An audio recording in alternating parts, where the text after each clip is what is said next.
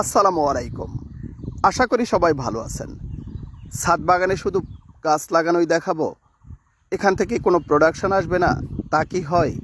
প্রয়োজনের সময় যদি বাজার আপনার কাছে চলে আসে তাহলে কেমন হয় বলুন তো?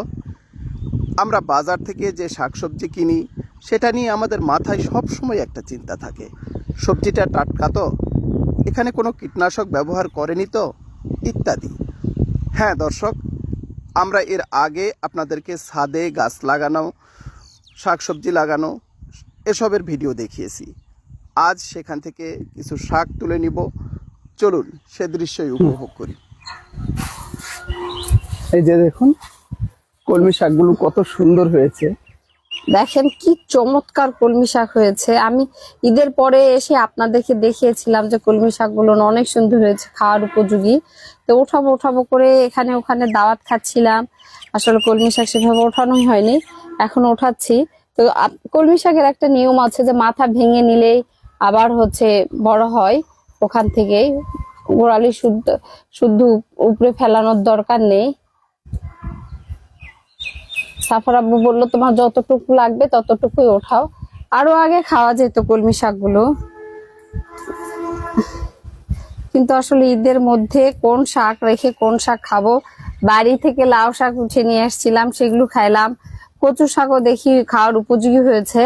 কালকে সাফার আব্বু তো হাঁটতে গিয়ে আবার ওর চোখের সামনে একদমই টাটকা পুঁই শাক দেখতে পেয়ে ওগুলো কিনে নিয়ে আসছিল। কালকে পুঁই শাক রান্না করেছি। তো আমি শুধু মাথাগুলোই ভেঙে নিচ্ছি। এবারে এই বেডে কলমি শাক লাগানোর জন্য মনে হয়েছে কি যে এটা শাকের উপযোগী একটা বেড। আমি তো এর আগেও আপনারা কলমি শাক ওঠানো দেখেছেন, আমি টবে লাগিয়েছিলাম। তো এইবারে আমি সাফার আব্বুকে বললাম, যেহেতু একটা ড্রাম আমাদের এভাবে কাটা আছে, এই ড্রামে আসলে সেরকম শাক ছাড়া অন্য কিছু হতে চায় না।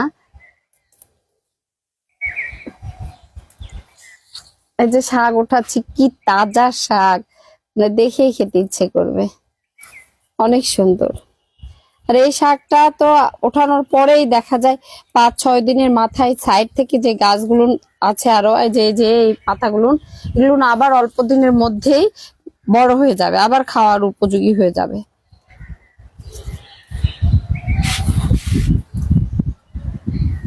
শাক ওঠাতে গিয়ে আসলে অনেক কথাই মনে পড়ে। যে কয়েকদিন আগে বীজ লাগালাম, বীজ লাগানোর ভিডিওগুলো আপনাদের চোখের সামনে আপনাদেরকে দেওয়া হয়েছে।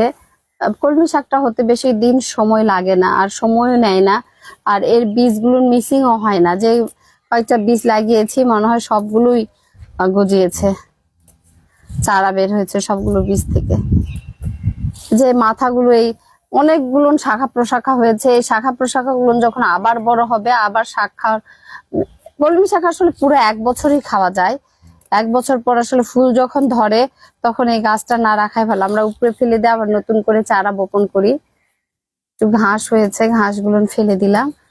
ওর বাবা বলছিল এক পাশ থেকে ওঠালে হবে, যেহেতু আমাদের পরিবারের লোক সংখ্যা কম, সেক্ষেত্রে কিন্তু এই যে এক মুঠি শাক হলে যথেষ্ট। অন্যান্য খাবারের সাথে, অন্যান্য সবজির সাথে, মাছ মাংসর সাথে কিন্তু শাক অল্প পরিমাণে হলেই চলে। আমি আজকে এই বেডেরই ওঠালাম, আরেকটা বেডে অল্প কিছু আছে, ওইটারও মাথা কেটে নিতে হবে, না হলে শাকগুলো বড় হয়ে যাবে। অলরেডি আমার সব মাথাগুলোই কেটে নেওয়া শেষ। এই যে কতগুলো শাক তুলেছি দেখেন। সকালবেলা বাগানে এসে, ছাদ বাগানে এসে ছাদটা ওঠা, আর সবচেয়ে মন খারাপ, গতকালকে থেকে আমার ভীষণ মন খারাপ। আমি ছাদে এসে দেখি বড় একটা আমার লেবুর গাছ, হয়তো বেশি পানির জন্য নাকি লেবু ধরা অবস্থায় মারা গেছে। আসলে আমার খুব মনটা খারাপ। আমি সাফার বাবাকে বলছিলাম যে তুমি গাছে কেন পানি বেশি দিয়েছো, ও বুঝতে পারছে না আসলে কেন এরকম হয়েছে। এই যে এখানে কয়েকটা আছে, কয়েকটা ওঠায়, কারণ এগুলো বড় হয়ে গেছে। অল্প কয়েকটা বীজ বেশি ছিল, তখন ভাবলাম যে এখানে কয়েকটা দেই, তবে এখানে হয়েছে আলহামদুলিল্লাহ। এগুলোর মাথা কেটে না দিলে আসলে বেশি বড় হয়ে গেলে তখন ভালো লাগবে না। এটা হচ্ছে অন্য আগাছা।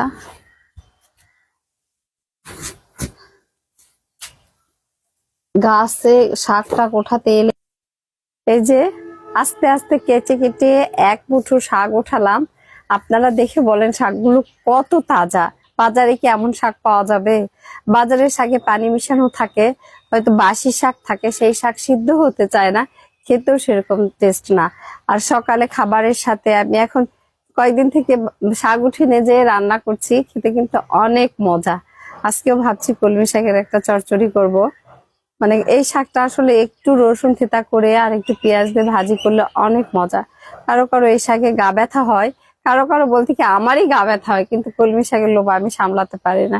এই শাকটা আমার শাশুড়ি মারও অনেক পছন্দ, সাফার আব্বু অনেক পছন্দ করে, আমারও অনেক পছন্দ। ঠিক আছে, এভাবে যে এই যে শাকগুলো বলেন, সবজিগুলো বলেন, আমরা যখন উঠাবো, যেদিন উঠাবো সেদিনই আপনারা আমাদের সাথে থাকবেন।